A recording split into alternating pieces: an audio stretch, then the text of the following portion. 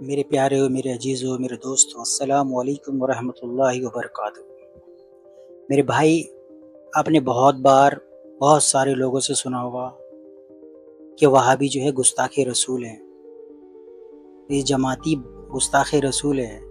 یہ جماعت والے تو لوگوں کو بہکاتے ہیں، اس کو بھٹکاتے ہیں، ارے اس کو اپنے ساتھ لے جا کے بہلاتے ہیں۔ ارے لوگ تو جماعت میں کیا جاتے ہیں، پکنک میں جاتے ہیں۔ آپ نے ایسا بہت بار سنا ہوگا۔ ان کے پیچھے نماز مت پڑھو، ان کو سلام مت کرو، نگاہ ٹوٹ جائے گا، ایسا آپ نے بہت بار سنا ہوگا۔ بہت بار آپ نے سنا ہوگا اس طرح کی باتیں، ان سے سلام کلام نہ کرو، ان سے جو ہے کاروبار نہ کرو، ان سے تعلقات نہ رکھو۔ میرے بھائی، اتنی نفرت جس کی کوئی حد نہیں۔ یہ بہت سیدھے سادے مسلمان ہوتے ہیں میرے بھائی، میں بتاؤں، یہ بہت سیدھے سادے مسلمان ہوتے ہیں۔ یہ جو طبقہ ہے ہمارا، جس طریقے سے یہ دعوت تبلیغ والوں کو، تبلیغی جماعت کو اور دیوبندی بولتے ہیں، دیوبند کے مدرسے کو، دیوبند کے فتوے کو ماننے والے کو، یہ لوگ دیوبندی ایسی نفرت سے دیکھتے ہیں کہ نہ جانے مانو ان کا کیا ایسا ہو گیا، کیا کر لیا، جن کی وجہ سے ان کے جو ہے نسلیں در نسلیں جو ہے نا، یہ جو ہے دیوبند والوں کو اور دعوت تبلیغ کی جماعت کے ساتھیوں کو بری نظروں سے دیکھتے ہیں۔ ایسا دیکھتے ہیں کہ ان کا دشمن آ گیا ہو، اور ان کو نہیں پتہ یہ ان سے محبت رکھتے ہیں۔ جب ہم دعوت دینے جاتے ہیں، ان کے سامنے محبت سے جاتے ہیں، سلام سے، کلام سے، پیار سے بات کرتے ہیں، پھر بھی ان کے دلوں میں اتنی نفرت ہے۔ یہ بہت سیدھے سادے مسلمان ہوتے ہیں، ان کو کچھ پتہ ہی نہیں، کیونکہ ان کے اندر تحقیق کرنے کے جذبے ہی نہیں ہے۔ ان کے عالم علماؤں نے، ان کے مفتیوں نے بہت سارے نہیں، 90% صرف بیانی باتیں کرتے ہیں، بزرگوں کی باتیں ان کو سناتے ہیں، ایسی باتیں سمجھاتے ہیں اور نفرت دلاتے ہیں ان سے کہ تبلیغ والے سے یہ لوگ اچھے نہیں ہیں، یہ بہکاتے ہیں، ان کی باتوں میں مت آنا، ان کی باتیں مت سننا۔ حقیقت کیا ہے ان کو پتہ ہی نہیں۔ یہ ہمارے ہاں ممبئی کے اندر تو 24 نمبر کہتے ہیں، یہ 24 نمبر بولے 24 والوں سے بات مت کرو۔ ارے میرے بھائی، یہ 24 نمبر کہتے ہیں، 24 نمبر کا مطلب کیا ہے ان کو یہی نہیں پتا۔ یہ 24 ہے کیا، یہ اس کو پتہ ہی نہیں ہے۔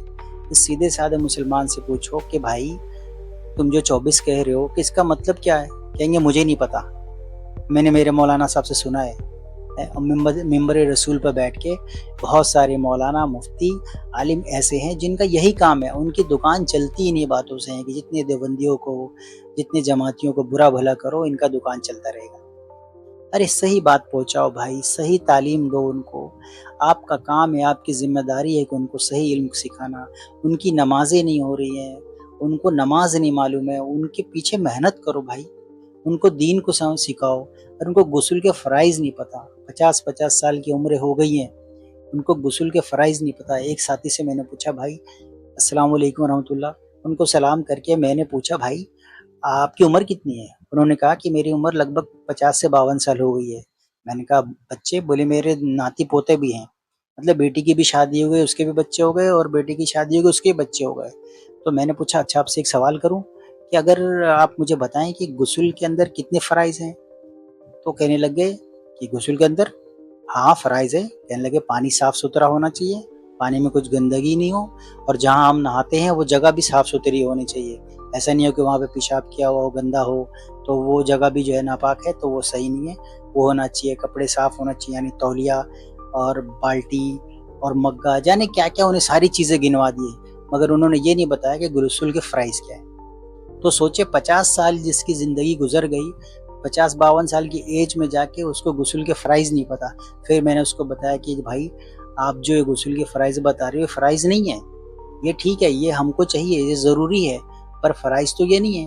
تو آپ فرائض جو ہے اس کو جانیں کہ کیا ہے، کہ زندگی گزار رہے، اتنی عمر ہو گئی، بچے ہوئے، بچے بڑے ہو گئے، بچوں کے بچے ہو گئے، آپ کو یہی نہیں پتا، آپ بتائیں۔ جس کو غسل کے 3 فرائض نہیں پتا، وہ اس کو وضو کے کیا فرائض معلوم ہوں گے، اس کو نمازوں کے فرائض کیا معلوم ہوگا۔ مگر مولانا صاحب کے، مفتی صاحب کے بیان سنتے ہیں، اور میلادوں میں جاتے ہیں، یا نبی سلام علیکہ پڑھتے ہیں، اور مٹھائی بھی لے کر آتے ہیں، شیرنی بھی ملتی ہے۔ تو میرے بھائی اپنی امت کا خیر خواہ بنے، ان کے ساتھ ناانصافی نہ کریں، ان کے پیسے کھا کے، ان کا چندہ کھا کے، یا مسجدوں میں جو چندے دیے جاتے ہیں انہی سے آپ کو جو ایسے آپ کی پگار ملتی ہے، آپ کی سیلری ملتی ہے، گھر چلتا ہے، اللہ تعالیٰ ان کے ذریعے یہ ان کا ہی راستہ بنایا ہوا ہے۔ آپ ان کو کیوں بہکا رہے ہیں؟ میں آپ سے محبت رکھتا ہوں، آپ ہمارے بڑے ہیں، آپ ہمارے علماء ہیں، آپ صحیح دین سکھلائیں۔ ہماری امت، ہمارے بھائی، ایمان والے بھائی، کوئی بھی فرقے کا ہو، جس نے کلمہ لا الہ الا اللہ محمد رسول اللہ کا اقرار کیا ہے، وہ ہمارا بھائی ہے۔ اللہ کے نبی صلی اللہ علیہ وسلم نے فرمایا مومن مومن کا بھائی ہے۔ بھائی جب اللہ کے نبی صلی اللہ علیہ وسلم نے بتا دیا تو پھر آپ کون ہوتے ہیں اس کو الگ کرنے والے؟ آپ کیسے کہہ سکتے ہیں کہ جو ایسے اس سے بات مت کرو، اس سے کلام نہ کرو، اس سے سلام نہ کرو؟